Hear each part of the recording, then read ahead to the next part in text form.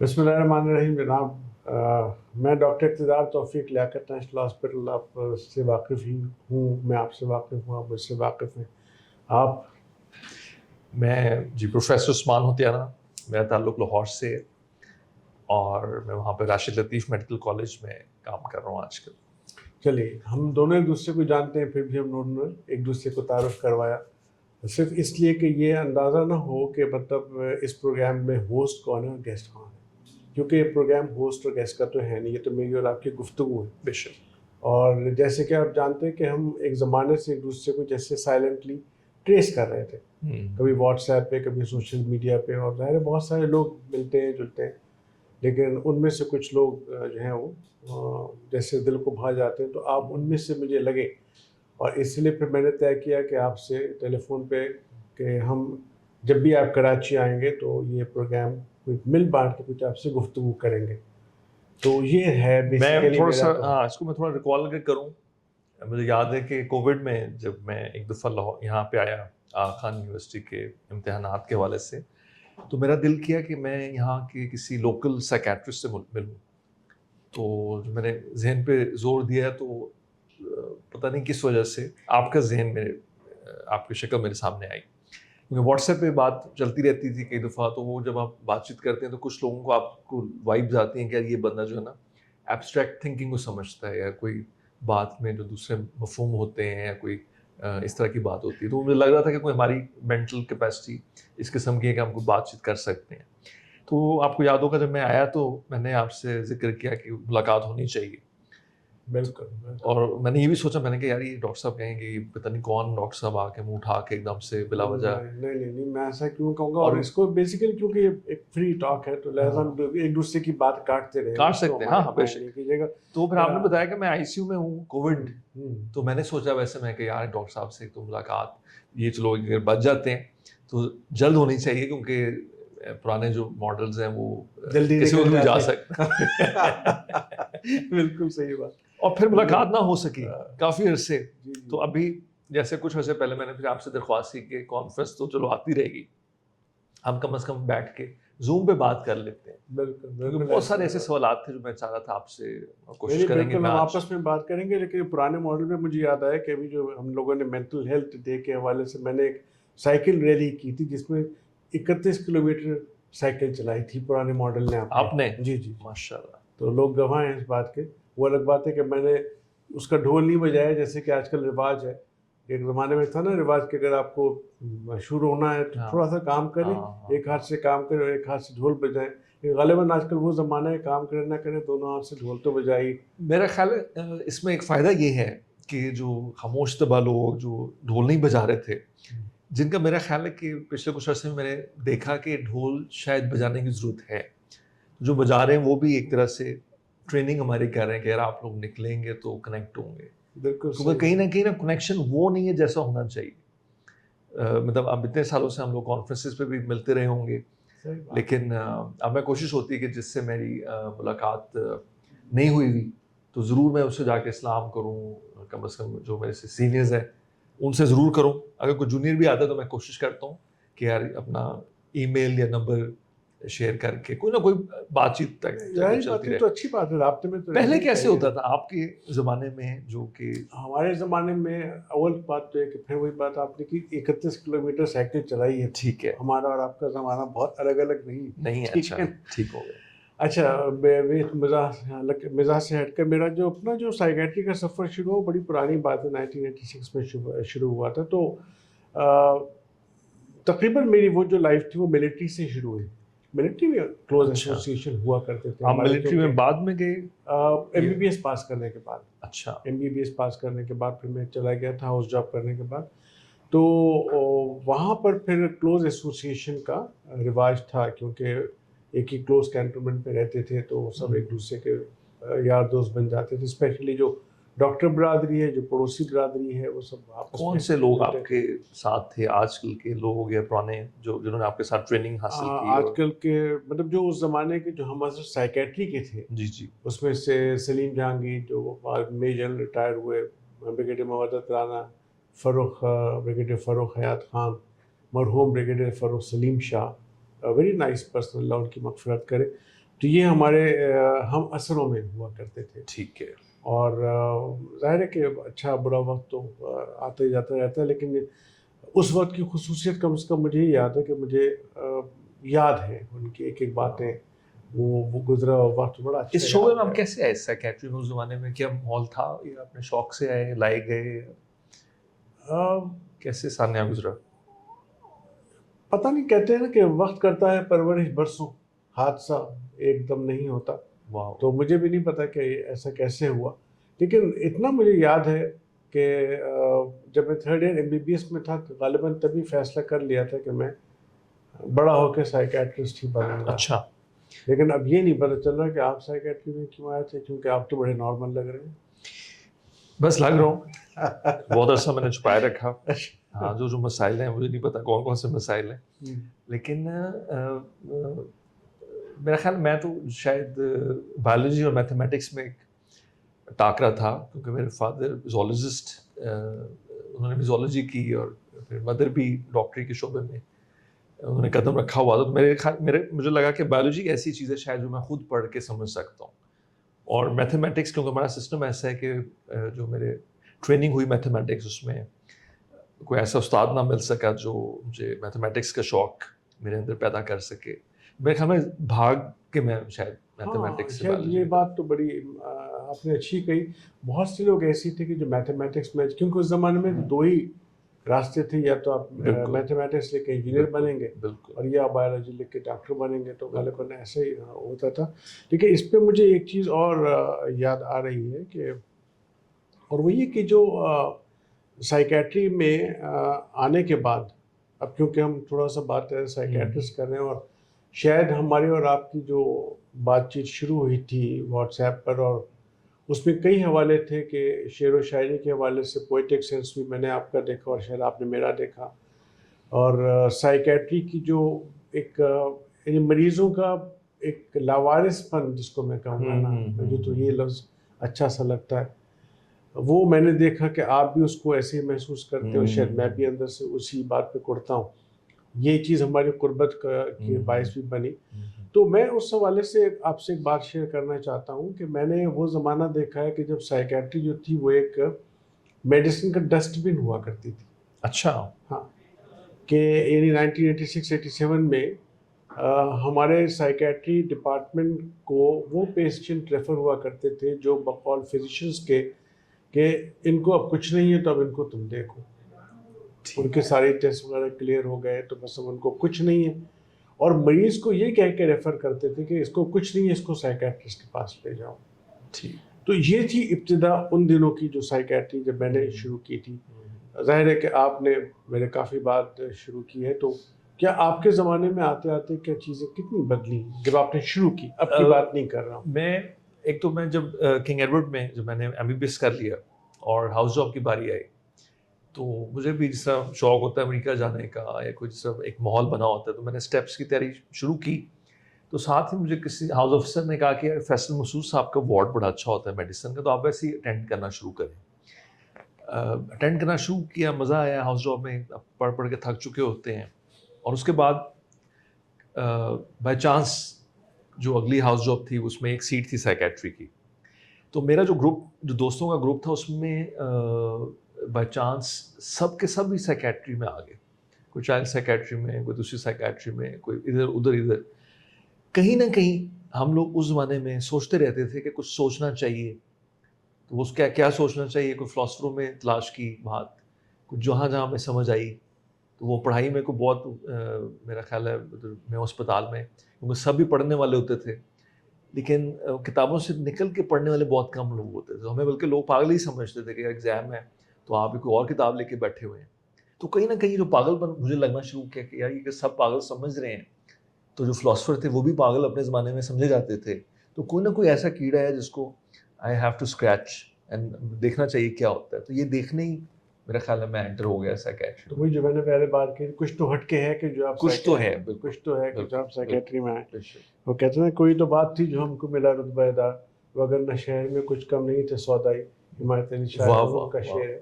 تو مجھے اچھا اس کے علاوہ میں ایک سمجھتا ہوں، جو میں سمجھتا ہوں، مجھے نہیں پتا غلط کس سے، کہ شاید سائیکائٹری میں آرٹسٹک مائنڈ زیادہ ہوتے ہیں. پتہ نہیں مجھے ایسا کیوں لگتا ہے, کیونکہ باقی ساری چیزیں بالکل اسکل ہے, سیکھ لیا, میڈیسن ہے, آپ نے چیزیں سیکھ لی, بٹ یہاں پہ اوپن گراؤنڈ مجھے لگتا ہے. مجھے یاد آیا کہ والد صاحب نے پوچھا آپ نے کیا کرنا ہے, تو میں نے معصومانہ اپنے شوق سے میں نے کہا جی میں تو آرٹسٹ بننا چاہتا ہوں. تو انہوں نے کہا بیٹا یہ تم پینٹ شینٹ کر لینا, پہلے ڈاکٹر بن جاؤ. تو ڈاکٹر والد صاحب نے خود بھی زولوجی کی ہوئی تھی, پھر کوئی لیکچر لگ گئے, پھر کوئی CSS کر لیا. تو میں نے کہا ابا جی کبھی اس رائٹ لیفٹ چلتے رہے تو ٹھیک ہے, doesn't make sense, it's all right. تو جب میں سائیکیٹری میں آیا تو ایک تو مجھے جو بات امپریس کی, وہ میں نے جب سوچا کہ جسم میں سارے اعضاء ہیں تو ان اعضاء میں سے سب سے امپورٹنٹ کون سا ہے, تو میرے ذہن میں تو آیا کہ یار دماغ سب سے امپورٹنٹ ہے. اور پھر میں نے سوچا کہ یار یہ نیورو سرجری بھی ہے, نیورولوجی بھی ہے. تو سائیکیٹری کے میرے جو ذہن میں ایک بات آئی نا جو پھنسی گئی کہ یار وہ کوئی ایسا ٹیکنیک ہو کہ جو عام FX کار ہے اس کی ایسی ٹیوننگ بندہ کرے کہ وہ فراری بن جائے. واہ, ٹھیک ہے, اسی شوق میں لگا رہا کہ میں نے کہا یار کوئی ہمارے پاس FX لے کے آئے تو آپ اسی کو ایسی ٹیوننگ کریں کہ کچھ کام ایسا بنے. باقی مجھے لگا میکینک ہے, کوئی کسی کی ٹانگ خراب ہے ٹانگ میں لگ گئے ہیں, کوئی پیٹ خراب ہے اس کے ٹیوبیں ڈالے جا رہے ہیں, یعنی باقی لوگ فراری کو FX بناتے ہیں, مطلب باقی آپ FX کو. ہاں مطلب ایک اپ گریڈیشن کریں نا, تو بالکل آرٹ. اور پھر مجھے یہ لفظ میں نے سنا نا آرٹ آف سائیکیٹری, تو میں نے کہا جی میرا جو کینوس ہے وہ ہیومن برین ہے, اس کا جو کانشیسنیس ہے وہ جو مائنڈ ہے وہ پورا میرے لیے اوپن ہے.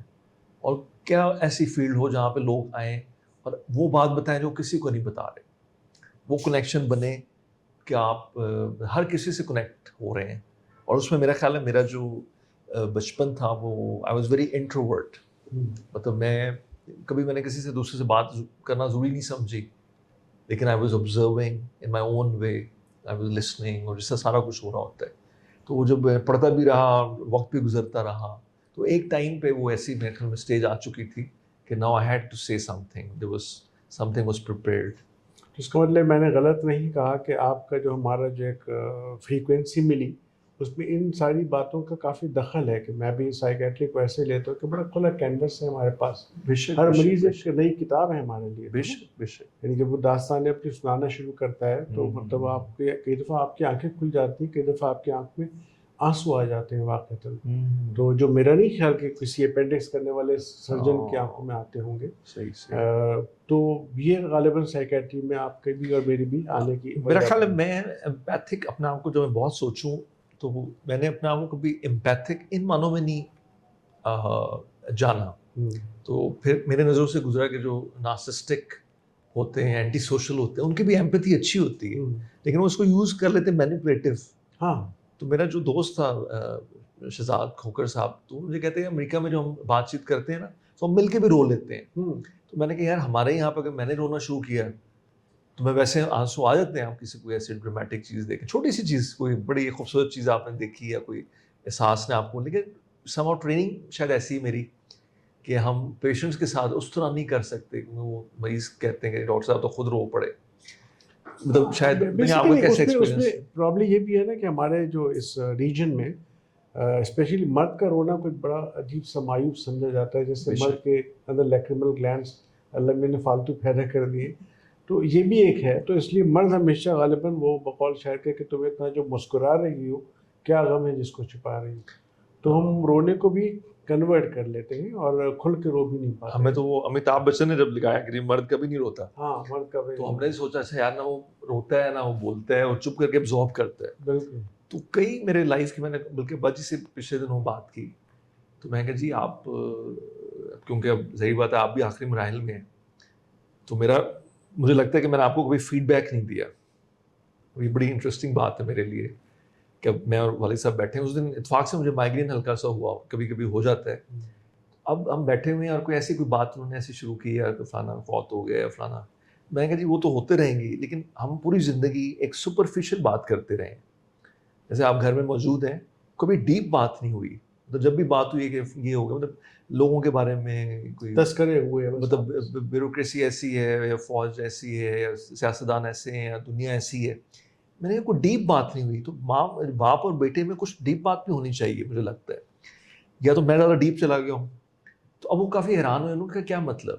میں کہ جی میں اگر بچپن میں مجھے ایسن کالج نے کسی نے تھپڑ مارا میں اکیڈمی میں گیا, انہوں نے سوٹیاں پڑھی, ایک چھوٹی عمر میں میں گیا سینٹ اینتھنی, لیٹ ہو گیا, سوٹیاں پڑھی ہیں, کوئی اسلامیات کے ٹیچر نے مارا, تو میں نے آپ کو کبھی بتایا نہیں.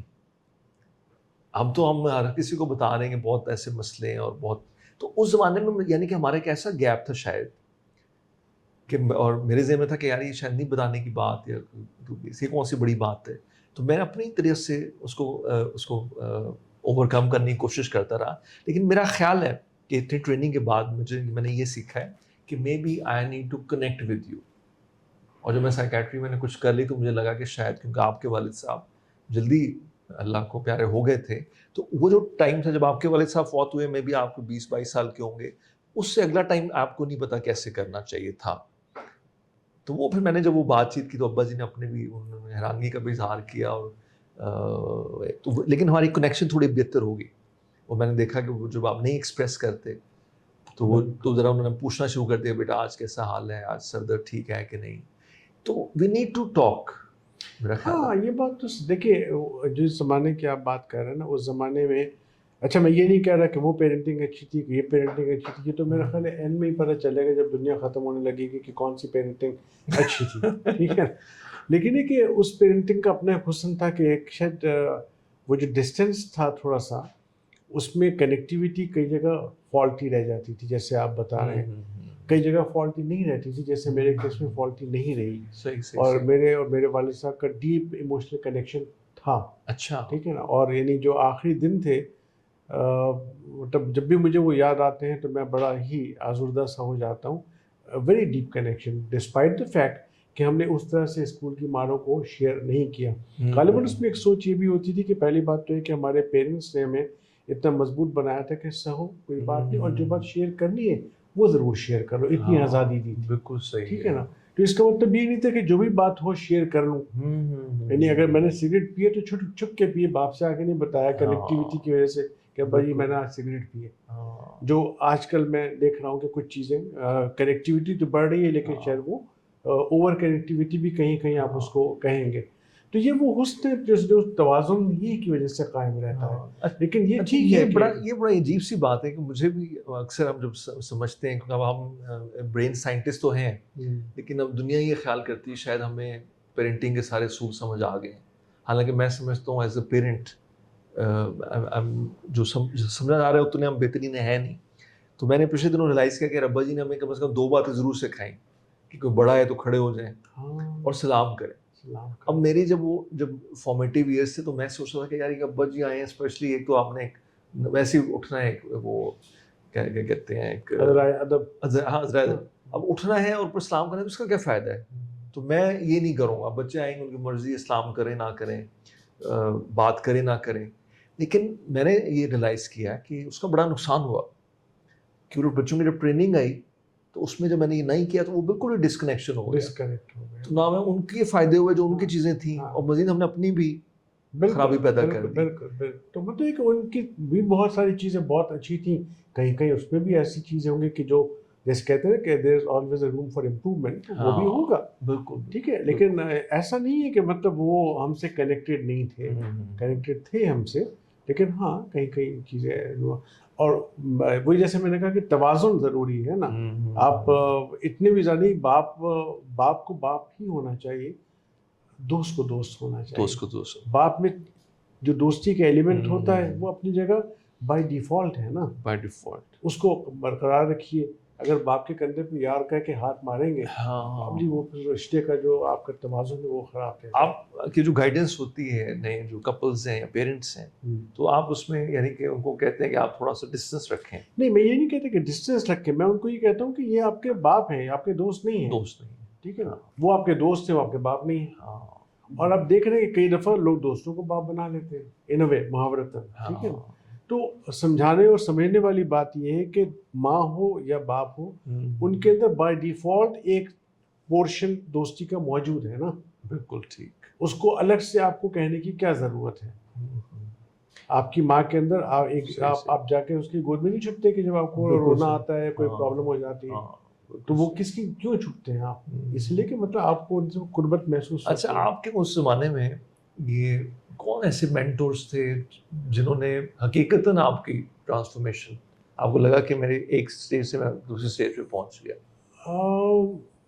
بڑا مشکل. دیکھیے تھوڑا سا فرق اب یہاں پہ اب زمانے کا ضرور آ رہا ہے. اب میں اپنی 31 کلومیٹر کی سائیکل کو بھول جاتا ہوں, ٹھیک ہے نا, کہ جو زمانہ میں نے زیادہ دیکھا ہے نا اس میں 3 جنریشن ایک چھت کے نیچے رہتی تھیں. غالباً آپ جو زمانہ دیکھ رہے ہیں اس میں 2 جنریشن ایک چھت کے نیچے رہتی ہیں. پہلے کنبے بڑھا کرتے تھے, اب کنبے چھوٹے ہوتے چلے جاتے ہیں, ٹھیک ہے. 2 میاں بیوی آئے, انہوں نے بچے پیدا کیے, اور بچے سارے کے سارے ایکسپورٹ میٹیریل پیدا کیے, بچے باہر چلے گئے, اور ماں باپ تو پہلے ہی الگ ہو گئے تھے, کیونکہ اب کانسیپٹ یہ ہے کہ ہم اپنے بچے کی شادی کریں گے, اس کو الگ کر دیں گے. اس میں مطلب میں دین اور سوشل کا پہلو نہیں لے کر آ رہا, but what is exactly going on اس کی بات میں آپ سے کر رہا ہوں.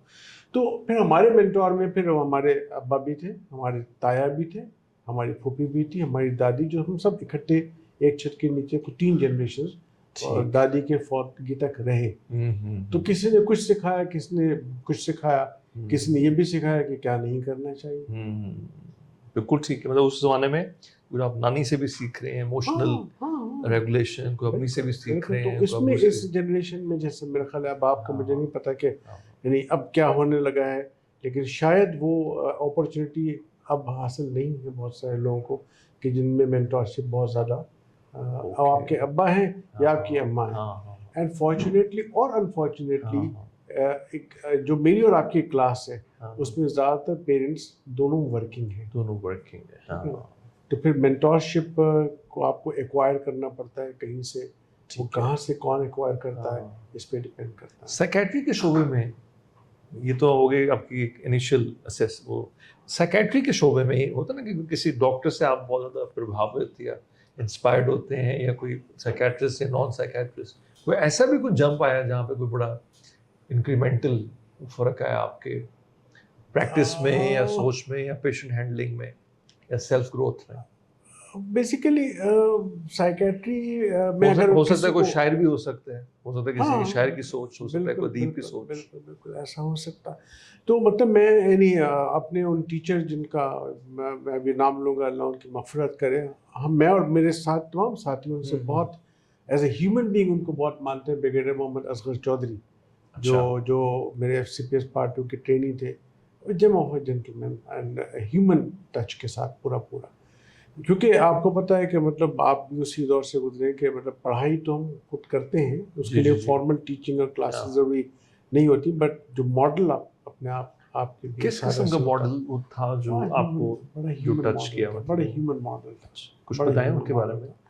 مطلب یعنی اگر مجھے کوئی پرابلم ہے نا ایز اے ٹریننگ, تو بریگیڈیئر صاحب کو نہ صرف پتہ ہے, اچھا, بلکہ اس کا سولوشن ان کو پتہ ہے, اور اس کو وہ میں نانا بھی کروں گا تو وہ. یہ کیسے ان کو پتہ ہے, ہمیں کیسے نہیں پتا؟ اس میں کیا, اس سے آپ کے خیال میں کیا فرق ہے؟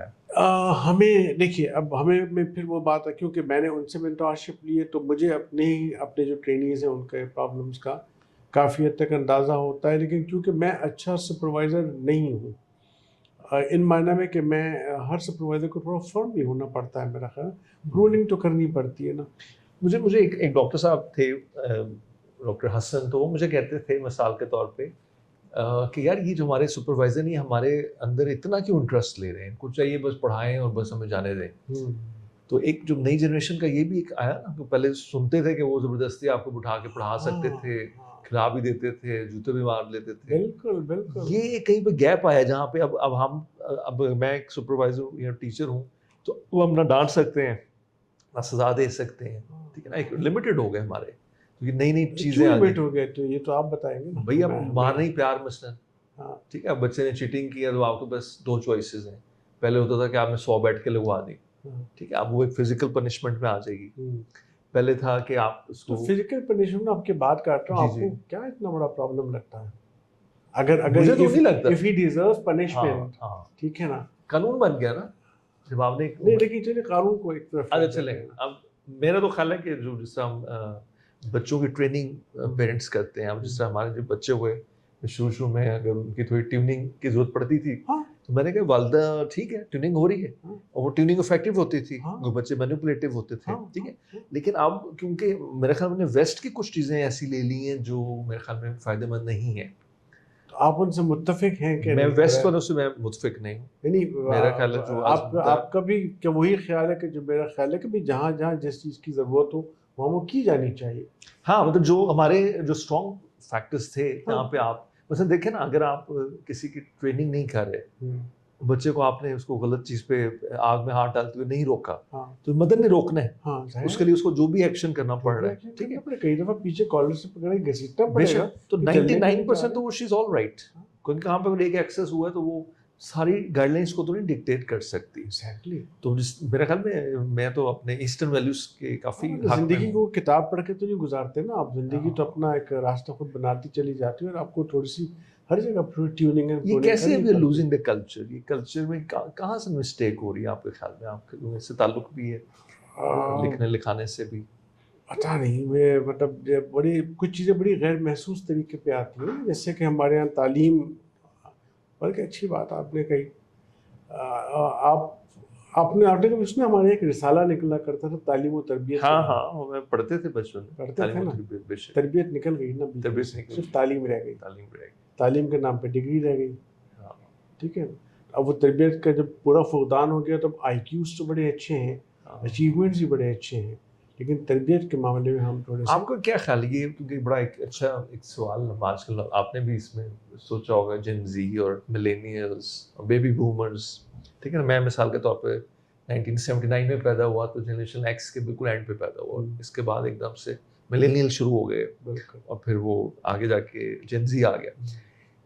کیا کوئی ایسا چینج آیا برین کے سطح کے اوپر کہ جو ہماری ٹریننگ تھی اس وقت مثلاً ٹی وی موجود تھے, اینڈ پہ جا کے ہمیں موبائل ملے, پھر جو بچے آئے وہ جو پیدا ہوئے تو موبائل تھے, اور آگے پھر اور اب جو بچے پیدا ہو رہے ہیں وہ چیٹ جی پی ٹی پہ پیدا ہو رہے ہیں. تو کیا ایوولوشنری طور پہ کچھ ایسی چینجز آ رہی ہیں, کیا وہ اچھی ہیں یا بری ہیں, جس کو ہم کہہ رہے ہیں کہ ہماری تربیت چینج ہوئی, کہ یہ کوئی سسٹم تو نہیں کہ ہم ایوولوشن میں جا رہے ہیں تو اب ہم پرانے چیز کو وہ ویسے انویلڈ ہو گیا لیٹ سے؟ ویسے تو میری یہ بات تو مجھے آپ سے پوچھنی چاہیے, کیونکہ آپ نے برین میں ماشاء اللہ آپ کی جو نالج ہے بہت اچھی ہے, پر میں تو اتنا ہی سمجھتا ہوں کہ کوانٹم جمپ آیا ہے. کوانٹم جمپ ہے, اس سے پہلے کی جو جنریشنز تھی نا وہ اسٹیپ بائی اسٹیپ چل رہی تھی, رائٹ, ٹھیک ہے. لیکن جب یہ 1979 کے بعد جب موبائل آیا ہے تو وہ ایک کوانٹم جمپ تھا نا. کوانٹم جمپ, اس سے پہلے کیا تصور تھا کہ میرے ہاتھ میں کوئی تار والی چیز نہیں ہوگی اور میں بات کر رہا ہوں گا لاہور یا امریکہ, ٹرنک کال بک کرا کے بیٹھتے تھے نا, ٹھیک ہے نا, اور پھر وہ بھی 3 منٹ ہو گئے, ٹھیک ہے, اور اس کے اوپر چلا کہ ہاتھ میں آپ کی ایک چیز ہے اور آپ انگلینڈ بات کر رہے ہیں. اور اب جیسے آپ نے بتایا تو کوانٹم جمپ آیا, اب اس میں برین میں کیا تبدیلی آئی اس میں تو آپ زیادہ. مجھے لگتا ہے کہ جو میں نے تھوڑا بہت مطالعہ کیا کہ ہم ہسٹری میں دیکھیں نا 100 ملین ایئرس پہلے جب کچھ بھی نہیں تھا, تو پہلی دفعہ جب کوانٹم جمپ آیا, جب ٹولز بن گئے, جب وہ ٹولز بننا شروع ہوئے تو وہ ایک پریکٹیکل ایریا جو ہمارا وہ بننا شروع ہو گیا, انسان نے ایک جمپ لے لیا. پھر کئی 10,000 سال گزرے تو ایک جمپ آیا جہاں پہ لینگویج, کلچر, ایبسٹریکٹ تھاٹ آنی شروع ہو گئی, پھر ایک کوانٹم جمپ آ گیا. پھر پرنٹنگ کا ٹائم آیا, ایک ٹائم آیا جب پرنٹنگ پریس آ گیا, لوگوں نے سمبلس پڑھنے شروع کر دیے, پھر ایک کوانٹم جمپ کیا, کتابیں شروع ہو گئی.